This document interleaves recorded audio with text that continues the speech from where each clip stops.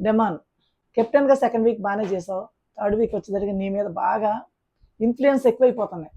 అంత ఇన్ఫ్లుయెన్స్ చేస్తున్నా సరే నువ్వు కెప్టెన్ అని ఫస్ట్ వీక్ చాలా బాగా చేసావు, బాగా సర్దుబాటు చేసావు, చాలా బాగుంది కుర్రాడు, మంచిగా చేశాడు అనుకున్నాం. కానీ సెకండ్ వీక్ నీకు ఇన్ఫ్లుయెన్స్ ఎక్కువైపోతుంది. ఒక పక్క తనుజ, ఒక పక్క రీతు, వీళ్ళిద్దరూ నిన్ను హర్రే దేవుడా తగులుకున్నారయ్యా బాబోయ్.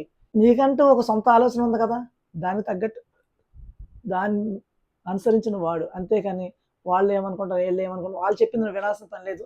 సంజన గారి విషయంలో కూడా ఒక పోపు పెడితే పోయేదేగా, ఏం పోయింది సొమ్ము, నువ్వు మాట్లాడొచ్చు కదా.